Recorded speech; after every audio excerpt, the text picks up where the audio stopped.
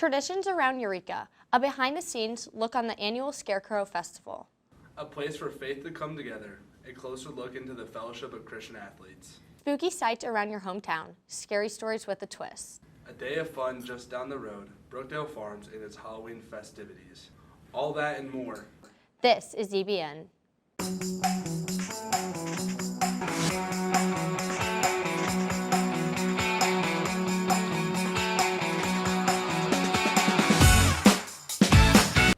Thanks for joining us for our October broadcast. I'm Jackson Vardeman, joined alongside Ava Paoli.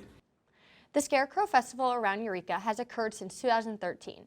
We talked to creator Barb Scher, and she has decided it was time to retire. Let's take a look at what this town festival is all about. Hi, my name is Barbara Scher. I was the creator of the Scarecrow Festival, which I brought to Eureka in 2013, had our very first festival 2014. So when the Parks Department took it over, it took a little different direction. When we were running it, before Parks took it over, we had containers in the big jugs in the businesses that participated, and people would go and vote for their favorite and pay $1. And we raised $1,500 a year for the food pantry doing that. When the city took it over, they changed all that. They don't do that anymore. So my team and I, we just put them out, and then we back away. They're made of paper. A lot of them are made of paper mache, and that's about 2 years on the street, and then they deteriorate. So we're constantly making them over and over. But I guess my favorites would be Mary Poppins and Bert and the little penguins and the kids. That's a real favorite one. Beauty and the Beast. That's one of my favorite ones. And these were made by artists that have helped me over the years. Unfortunately, because we work in the bank basement and the hours are Monday through Friday, 9 to 5, you can only attract retired people. That has been one of the sad things about this, is that we've never been able to work in a space where we can attract young people that could take it over. One of the biggest clubs here at Eureka, Fellowship of Christian Athletes, has inspired young athletes to come together in their faith. EBN dives into what a Monday night looks like for members of FCA.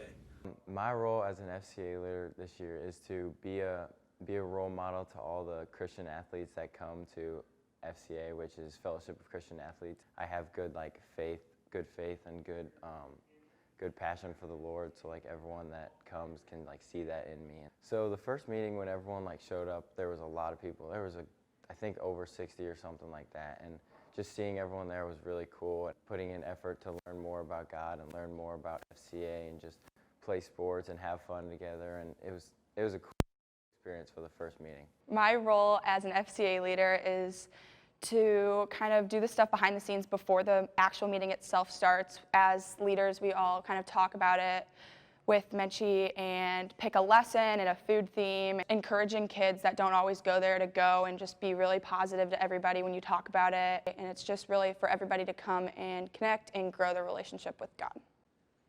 Unknown to many locals, two of the most haunting places in America lie less than 30 miles from their house.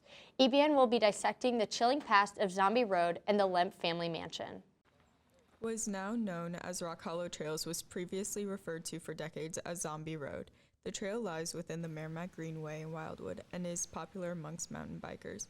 Many trailgoers have reported supernatural sightings. The trail was built in the 1860s to access the railroad tracks along the Merrimack River. It is said to lie atop of one of the largest Native American burial sites in the country.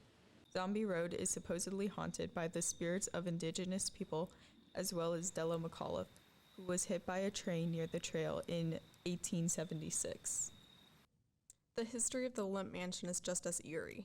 The Lemp Mansion, housed in St. Louis, is known as one of the top 10 haunted places in America. The Lemp family was one of the richest in St. Louis due to the success of the Lemp Brewery. According to the St. Louis Post-Dispatch, 4 members of the family committed suicide, with 3 taking place in the mansion.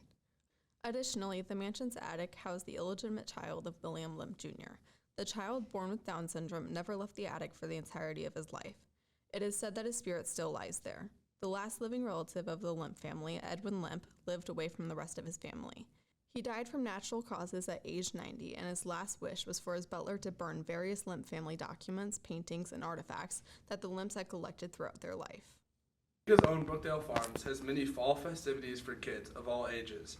We sit down with John Herright to explore the various activities at our local fall hotspot. My first name is John, my last name is Herright, and it's pronounced Herright, like her right arm. I have been out here at Brookdale a little over 2 years.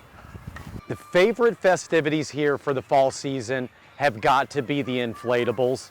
Just seeing children screaming with excitement constantly all day long, bouncing up and down, that's pretty pleasing feeling. Brookdale Farms not only brings back, but has brought and will continue to bring families and fun and being together.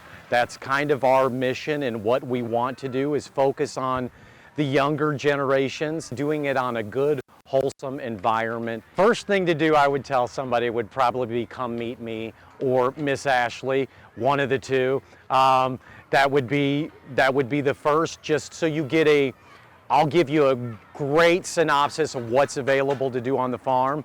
Somebody who's never been here, you will have fun throughout the whole day, just with all the activities between low ropes, corn mazes, haunted mazes, inflatables, anything like that is just going to be the largest draw. And then the fact that it's a farm and all the animals. Around as we close for public and whatnot, it's 6 o'clock.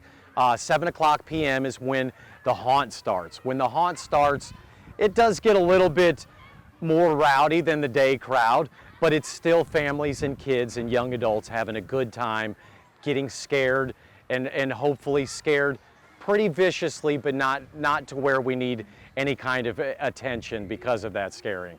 So that's our nighttime activities. As we move further into Christmas, we're going to try things like pop-up bars or pop-up parties at the different locations and the venues we have here on the property.